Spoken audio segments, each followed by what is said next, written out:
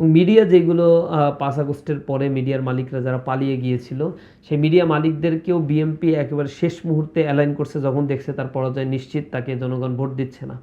এরপরে তারা ভারতের সাথে কোনো একটা সমঝোতা বা কোনো একটা কিছু তাদের সংগঠিত হয়েছে।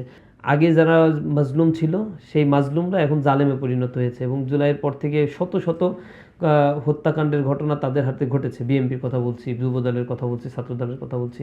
আমরা রাজনৈতিকভাবে সরাসরি কোনো প্রার্থী ইসলামী ছাত্র শিবিরের পক্ষ থেকে দেয়া হয় না বা হয়নি। এখন ছাত্র শিবির কি করছে? ধন্যবাদ জানাচ্ছি আপনাকে। ইসলামী ছাত্র শিবিরের কাজের কোনো শেষ নাই।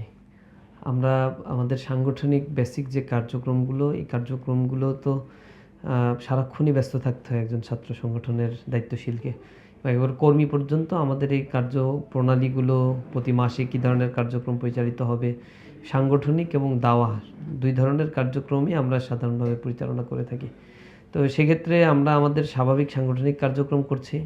আবার আপনারা দেখতে পাচ্ছেন যে জুলাইকে কেন্দ্র করে, গণভোটকে কেন্দ্র করে যে ধরনের ষড়যন্ত্র চলছে এবং পার্লামেন্টে এই অধ্যাদেশগুলো ল্যাপস করা হয়েছে, উত্থাপন করা হয়নি, তারই পরিপ্রেক্ষিতে দেশব্যাপী ইসলামী ছাত্র শিবির কর্মসূচিও পালন করছে। মিছিল, অবস্থান কর্মসূচি, মানববন্ধন কর্মসূচি ইত্যাদি পালন করছি।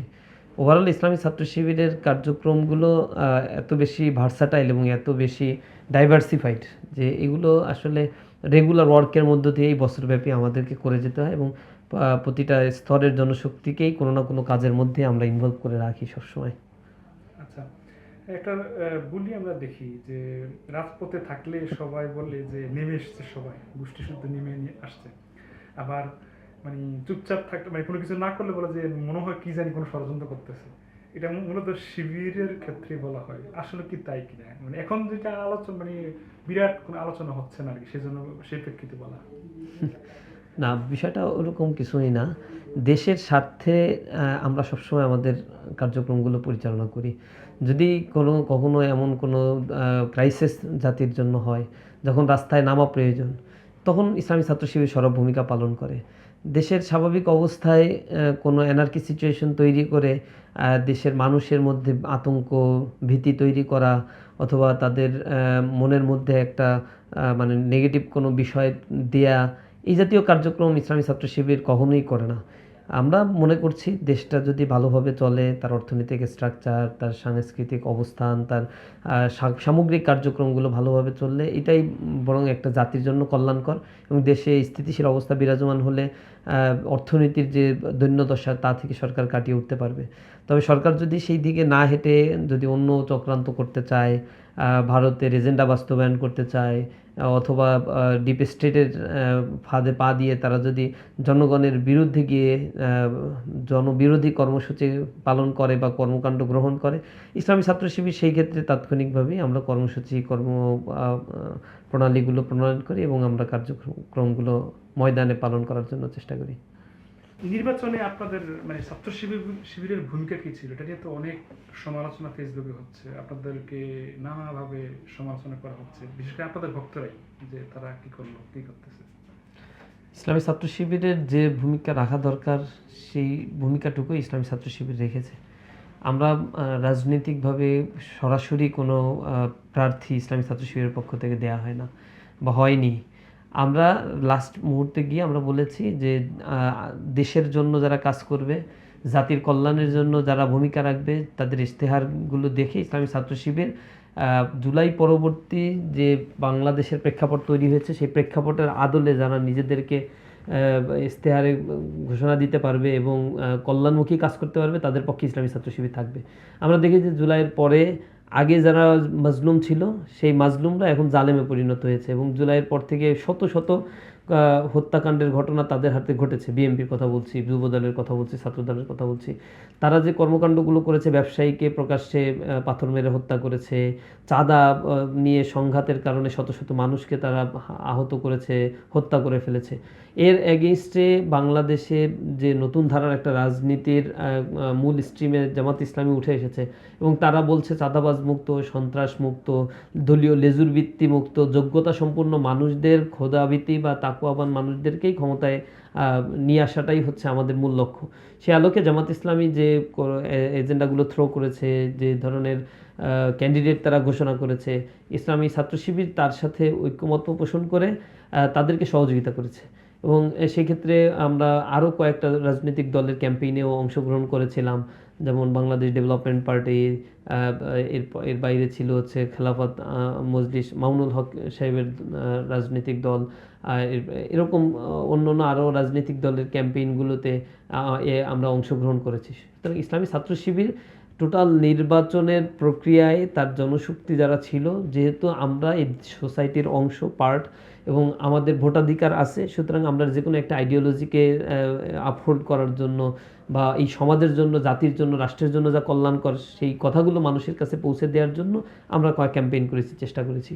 এখানে যে ঘটনাগুলো ঘটেছে, ইলেকশন ইঞ্জিনিয়ারিং হয়েছে, এইখানে ভোট কেন্দ্র দখলের মতো ঘটনা ঘটেছে, সিল মারার মতো ঘটনাগুলো ঘটেছে, পেশি শক্তির ব্যবহার করা হয়েছে। ইসলামী ছাত্র শিবির এই জায়গাগুলোতে সরব ভূমিকা পালন করার জন্য চেষ্টা করেছে, ময়দানে ছিল। কিন্তু মেকানিজমটা যেই জায়গা থেকে মূলত হয়েছে, এটা ডিপ স্টেটের একটা ঘটনা বা মিডিয়া ট্রায়াল হয়েছে, এখানে মিডিয়া কু হয়েছে। আমরা বলি প্রশাসনিকভাবে করাপ্টেড যে পুলিশ অফিসারগুলো ছিল, আমরা 1.5 বছর ইন্টিরিমের সময় বারবার বলার চেষ্টা করেছি, এই 17 বছরে আওয়ামী আমলে যারা নিয়োগপ্রাপ্ত হয়েছে সেই নিয়োগপ্রাপ্তদের রেখেই যদি নির্বাচন করা হয়, কখনোই এই নির্বাচন সুষ্ঠু হবে না। কিন্তু তারা আমাদের কথা শোনে নাই। আওয়ামী লীগের সময়ে যারা নিয়োগপ্রাপ্ত হয়েছিল, সেই ডিসি, সেই এসপি, সেই ম্যাজিস্ট্রেট, সেই টিওনো, সেই পুলিং এজেন্ট থেকে প্রিজাইডিং অফিসার বা হচ্ছে রিটার্নিং কর্মকর্তা, সবগুলোই আওয়ামী দোসরদেরকে রাখা হয়েছিল। এবং মিডিয়া যেগুলো 5 আগস্টের পরে মিডিয়ার মালিকরা যারা পালিয়ে গিয়েছিল, সেই মিডিয়া মালিকদেরকেও বিএনপি একেবারে শেষ মুহূর্তে অ্যালাইন করছে, যখন দেখছে তার পরাজয় নিশ্চিত, তাকে জনগণ ভোট দিচ্ছে না।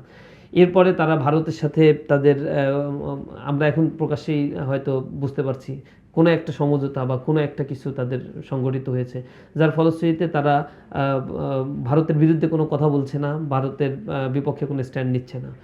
ডিজিএফআইয়ের সাথে তাদের যে সমন্বয়গুলো হয়েছে, যার ফলে তারা গুম প্রতিরোধ প্রতিকার অধ্যাদেশ পর্যন্ত ল্যাপস করেছে, তারা সেটাকে সংশোধন করতে চাচ্ছে। এসালম নাসা গ্রুপের মতো বা বসুন্ধরা গ্রুপের মতো যারা আওয়ামী দোসর ছিল এবং অর্থায়ন করে আওয়ামী লীগকে বাঁচিয়ে রেখেছিল, ফ্যাসিবাদ তৈরি করেছিল, উৎপাদন করেছিল, সেই এসালম গ্রুপের অর্থ নিয়েই হচ্ছে বিএনপি ইলেকশন করছে। এবং এইটার কারণে তৎকালীন সময়ের, এখন বর্তমান স্বরাষ্ট্রমন্ত্রী, তৎকালীন সময় বিএনপি স্থায়ী কমিটির সদস্য সালাউদ্দিন সাহেবকে শোকজ করা হয়েছিল দল থেকে, এবং তাকে কারণ দর্শানোর নোটিশও দেওয়া হয়েছিল কেন তারা ইসলামের সাথে ঘনিষ্ঠতা, তাদের গাড়ি ব্যবহার করা, আদার্স সুযোগ সুবিধা কেন নিয়েছিল। এখন আবার দেখা যাচ্ছে তারা যে ব্যাংক রেজুলেশন অধ্যাদেশ যেটা সংশোধন করে 18 তারা সংযুক্ত করেছে, সেখানে স্পষ্টভাবে 7% ঋণ 7% ওনারশিপ থাকলেই পূর্বের মালিকরা এই ব্যাংকের মালিকানাগুলো নিতে পারবে। এটা মানে হচ্ছে ব্যাংক থেকে তারা লুটপাট করে এই ইসলামী ব্যাংকগুলো থেকে এসালম 1,75,000 কোটি টাকা তারা এখান থেকে বের করে নিয়েছে। আবার তারা মাত্র 35,000 কোটি টাকা যদি ব্যাংকে রিফিল করে, তাহলে তাদেরকে আবার মালিকানা ফেরত দেওয়া হচ্ছে। এই মালিকানা ফেরত দেওয়া হচ্ছে, এখন আবার ব্যাংকগুলো চলতে পারছে না। আপনি জানেন 5টা যে সম্মিলিত ব্যাংক একসাথে করে দেওয়া হয়েছে, তার মধ্যে 4টাই ছিল এসএলএম গ্রুপের মালিকানাধীন। এই ব্যাংকগুলো যখন জনগণের আমানত ফেরত দিতে পারছিল না, জামানত ফেরত দিতে না পারার কারণে জনগণ যখন উষ্মা প্রকাশ করছিল, সরকার তখন একসাথে করে দিয়ে সেখানে 20,000 কোটি টাকা সরকার এখানে থোক বরাদ্দ দিয়েছিল। এরপর এখানে নতুন করে আবার বিনিয়োগকারী বা হচ্ছে নতুন করে শেয়ার হোল্ডারদেরকে এই ব্যাংকগুলো নেয়ার জন্য চেষ্টা করছিল। এরই মধ্যে দিয়ে জনগণের ট্যাক্সের টাকা দিয়ে ব্যাংকে ঋণ পরিশোধ করা, ব্যাংকে একটা থোক বরাদ্দ দেওয়া হলো।